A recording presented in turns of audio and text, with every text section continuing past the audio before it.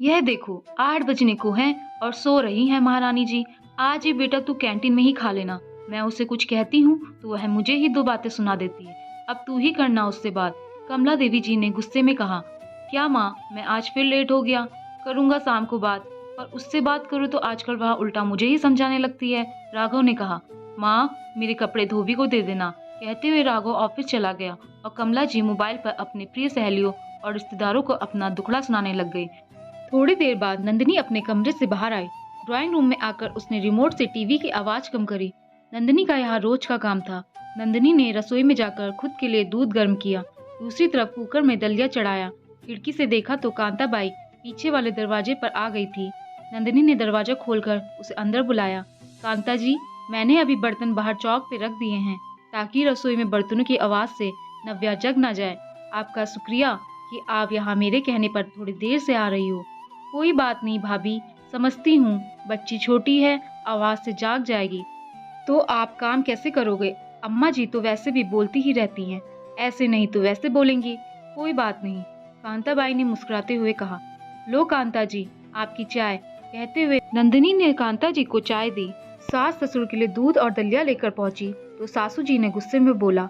देख बहू, दूध तो ठीक है, पर हर दूसरे दिन तू जो दलिया पकड़ा देती है मैं नहीं खाऊंगी। सुबह की चाय भी मुझे बनानी पड़ती है। राघव भी बिना खाए पिए और बिना टिफिन लिए चला जाता है। अब तो तू घर की डस्टिंग भी नहीं करती। ऊपर के कितने काम होते हैं, तूने सब छोड़ दिए हैं। कांताबाई को अलग से पैसे देने पड़ते हैं इन कामों के। अरे, क्या तू ही अकेली माँ बनी है? हम भी तो माँ बनने पर ढेरों काम करते थे, कभी उफ नहीं करी हमने। यहाँ क्या बदतमीजी है नंदिनी? मैं तुझसे बात कर रही हूँ और तू रसोई में जाकर सब्जियाँ निकाल रही है। कमला जी ने गुस्से में कहा। माँ जी, नव्या के उठने के पहले मैं दाल और सब्जी बना देती हूँ। आटा भी गूंद कर रख दूंगी। नव्या के उठने के बाद मुझे उसके साथ लगना होगा। कहते हुए नव्या सब्जी काटने लग गई। जल्दी से एक तरफ दाल चढ़ाई, दूसरी तरफ सब्जी, फिर दूध और दलिया का कटोरा लेकर कमरे में चली गई। माँ बनकर बहु संस्कार ही भूल गई है, बदतमीज हो गई है। ना मेरे कोई काम करती है, ना अपने ससुर देवर के। बेटा भी भूखे प्यासे ऑफिस जाता है, बस अपनी बेटी का बहाना लेकर काम से जी चुराती है। माँ क्या बन गई, जबान लड़ाने लग गई है। कमला जी एक बार फिर से अपने दिल की भड़ास फोन पर अपनी सहेली को या अपने रिश्तेदारों को सुना रही थी। नंदिनी के लिए यहाँ नई बात नहीं थी।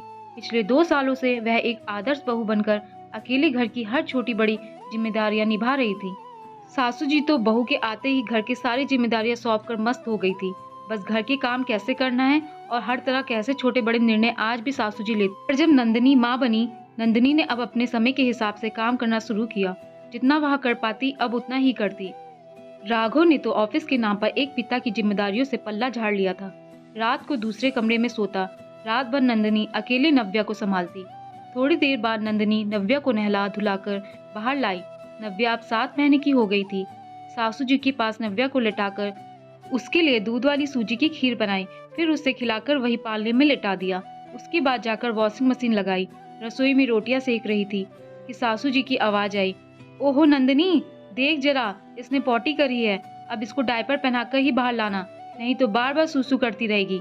नंदिनी गैस बंद करके नव्या को बाथरूम में लेकर गई। अक्सर यही होता था। नंदिनी काम में व्यस्त होती, चाहे आटा गूंद रही होती या रोटियां सेक रही होती। नव्या के सूसू करने पर सासू जी नंदिनी को ही आवाज लगाती। सास ससुर राघव देवर मयंक के लिए नव्या केवल एक खिलौना सामान थी, जिसके साथ वे खेलते, और जब नव्या रोती या सूसू पॉटी करती तो उसे सीधे सीधे नंदिनी को थमा दिया जाता। इस कारण कई बार नंदिनी जो काम कर रही होती वह पूरा नहीं हो पाता। नंदिनी, तू तो हमें भूखा ही मार दे। खाना तक तो तू बना नहीं पाती। माँ क्या बनी, काम से जी चुराने लगी। घर की हालत देखी है, अब खाना बना के छोड़ दिया है। नव्या के खिलौना यही ड्राइंग रूम में पड़े रहते हैं, मशीन में कपड़े पड़े रहते हैं। कई बार तो तू उसे समय पर सुखाती भी नहीं है। वॉश बेसिन बाथरूम धोना तो तूने लगभग बंद ही कर दिया है। इस उम्र में भी मुझे काम करना पड़ रहा है। अरे, मैंने भी बच्चे पैदा किए हैं, काम किए हैं। इस तरह कमला जी जो शुरू होती बोलती ही चली जाती, पर नंदिनी को अब कोई फर्क नहीं पड़ता था। सास ससुर और राघव के ताने एक कान से सुनती और दूसरे कान से निकाल देती, क्योंकि अब उसके लिए संस्कारी और आदर्श बहू से ज्यादा महत्वपूर्ण माँ की जिम्मेदारियां निभाना था। शाम को सासू जी के रिश्ते की भाभी प्रभा जी अपने पति और बेटे आनंद के साथ कमला जी के यहाँ आईं और आदत के मुताबिक कमला जी ने अपनी बहू की पूरी रामायण गा दी। अरे बहू, कमरे में ही रहेगी क्या? कमला जी ने आवाज लगाई। थोड़ी देर में नंदिनी नव्या लेकर आई। कुछ नहीं मम्मी जी, इसको सैरेलैक्स खिला रही थी ताकि इसका कुछ देर तक पेट भरा रहे, क्योंकि अभी खाना बनाना है। मैंने उसको डायपर पहना दिया है। कहते हुए नंदिनी ने नव्या को वही पालने में लिटाया और रसोई में चाय और नाश्ता बनाने चली गई। अरे बहू देख, शायद इसने पॉटी कर दी है, कमला जी ने आवाज दी। जी माँ जी, आती हूँ, आटा गूंद रही थी। अरे कमला, डायपर तो तू भी चेंज कर दे, इसमें बहू को आवाज लगाने की क्या जरूरत है, प्रभा जी ने कहा। अरे अब इसका काम भी मैं करूं? वैसे ही बहू माँ बनने के नाम पर काम से जी चुराने लगी है। घर देखो मेरा पहले कितना। बस बस कमला चुप हो जा। नंदिनी, गुड़िया का डायपर चेंज कर देती हूँ, कहते हुए प्रभा जी ने नव्या को उठाया और नंदिनी के कमरे में बने बाथरूम में ले गई। नंदिनी पीछे पीछे आई। मामी जी आप रहने दीजिए, मैं आ ही रही थी, मैं कर देती हूँ, नंदिनी ने कहा। अरे नंदिनी, यह तो छोटी सी चीज है। घर में जब बच्चा होता है तो उसकी देखभाल हम सभी को मिलजुल कर करनी चाहिए। और हाँ, तू पहले नव्या को संभालना, उसका खाना खिलाना और खुद भी खाना। रोटी और सब्जियां हम देख लेंगे, प्रभा जी ने मुस्कुराते हुए कहा। नंदिनी आश्चर्य से प्रभा जी को देखने लगी। प्रभा जी कमला जी को रसोई में लेकर आई। कमला, तू तो सच में सास बन गई है, तेरी बहू बहुत अच्छी है। अब माँ बनी है तो उसकी जिम्मेदारियां भी बढ़ गई हैं और उसकी प्राथमिकता पहले उसकी बच्ची है। घर में जब कोई छोटा बच्चा आता है तो उसकी देखभाल हम सबको मिलकर करनी चाहिए। अगर बहू माँ बनी है तो तू भी तो दादी बनी है, मयंक भी तो चाचा बना है और राघव भी पिता बना है, और तुम लोगों की भी तो जिम्मेदारियां बड़ी हैं। और तुम लोग तो आज भी केवल सास ससुर देवर और पति के किरदार में हो, प्रभा जी ने सब्जी छौंकते हुए कहा। माँ बनने के बाद एक औरत में बहुत बदलाव आते हैं।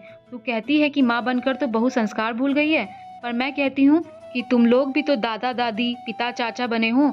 यह बात तुम लोग क्यों भूल गए? प्रभा जी की बात सुनकर सबने अपना सिर झुका लिया। राघव आनंद को लेकर अपने कमरे में चला गया। आनंद घर की स्थिति और वहाँ का माहौल देखकर सब कुछ समझ गया था। मैं देख रहा हूँ कि तुम पिता बनने के बाद इस कमरे में आकर रह रहे हो ताकि रात भर चैन की नींद सो सको। ऑफिस के नाम पर तुम अपनी जिम्मेदारियों से भाग रहे हो। तुम भी एक पिता बने हो, तुम में भी बदलाव आने चाहिए। बच्चे को संभालने की जिम्मेदारियां केवल उसकी माँ की नहीं होती, बल्कि पिता की भी बराबर जिम्मेदारी और कर्तव्य होते हैं, आनंद ने कहा। अरे माँ बताती थी कि जब हम पैदा हुए थे तो पिताजी ने तो कभी हमें नहीं संभाला, बच्चे को केवल उसकी माँ ही संभालती है। फिर मैं तो नौकरी करता हूँ। नंदिनी भी मुझे तेरी तरह यही कहती है, और आजकल तो वह मेरी जिम्मेदारियां भी ठीक से नहीं निभाती। सुबह मैं बिना खाए पिए जाता हूँ, मेरे कपड़े कई बार प्रेस नहीं मिलते, मेरा सामान मुझे नहीं मिलता। घर की हालत देखो।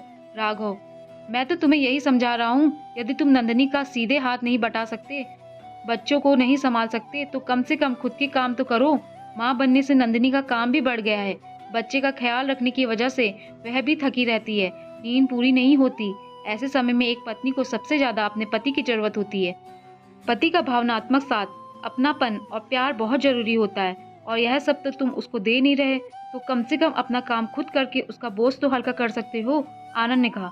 आनंद ने अपनी बात जारी रखी और कहा, मैं भी नया नया पिता बना हूँ। रात में मैं और नित्या मिलकर अपनी बेटी को संभालते हैं। मैं उसे सुबह जल्दी नहीं जगाता, खुद अपनी चाय बना लेता हूँ। माँ टिफिन तैयार देती है, नाश्ता बना लेती है। मेरी बेटी को हम सब लोग मिलकर संभालते हैं, नित्या का भी काम में हाथ बटाते हैं। आखिर मैं भी तो एक पिता बना हूँ। एक पति और पिता दोनों की दोहरी जिम्मेदारियां आ गई हैं मेरे पर। राघव आश्चर्य से आनंद की बातें सुन रहा था। शायद उसे अपनी गलती का एहसास भी हो रहा था। रात को सबके जाने के बाद राघव नंदिनी के पास आकर बैठ गया। लाओ नव्या को मुझे दे दो, मैं इसे थपकी देकर सुला देता हूँ। तुम भी आराम कर लो, अब से मैं यही तुम दोनों के पास सोऊंगा। मुझे माफ कर दो नंदिनी, तुम तो एक अच्छी माँ बन गई, पर मैं तो एक पिता ठीक से नहीं बन पाया। कहते हुए राघव ने नंदिनी का हाथ थाम लिया। नंदिनी ने भी अपना सिर राघव के कंधे पर रख दिया। अपनी आंखें मूंद कर मुस्कुरा उठी, क्योंकि उसे पता था जब पति का साथ मिलता है तो एक पत्नी को और कुछ नहीं चाहिए होता। पति का प्यार भरा साथ ही उसे हर तरह से मजबूत बना देता है। दोस्तों, जब पति पत्नी की जिंदगी में उनका अंश आता है तो केवल पत्नी की ही जिंदगी नहीं बदलती, बल्कि पति की भी जिंदगी बदल जाती है। एक पत्नी माँ बनती है तो एक पति भी पिता बनता है। पति को भी अपनी पत्नी का ऐसे समय में ज्यादा साथ देना चाहिए। पति का अपनापन और प्यार भरे साथ से पत्नी, जो कि नई नई माँ बनी होती है, उसकी सब मुश्किलें और परेशानियां आसानी से हल हो जाती है। घर वालों को भी बहू का घर के कामकाज में हाथ बटाना चाहिए और अपने नजरिए में बदलाव लाना चाहिए। घर में जब एक नन्हा मेहमान आता है तो बहू और पत्नी के किरदार से ज्यादा एक माँ का किरदार सबसे महत्वपूर्ण होता है। तब एक औरत आदर्श बहू या पत्नी की बजाय सिर्फ एक प्यारी सी माँ बनना चाहती है।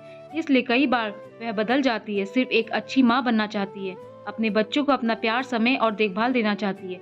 दोस्तों, आपको ये कहानी कैसी लगी नीचे कमेंट्स करके हमें ज़रूर बताइएगा। अगर आपको ये कहानी पसंद आई हो तो अपने दोस्तों के साथ ज़रूर शेयर करें और ऐसी ही प्यारी कहानियाँ सुनने के लिए हमारे चैनल को सब्सक्राइब करके बेल आइकन को ऑल पे सेट करना ना भूलें। धन्यवाद।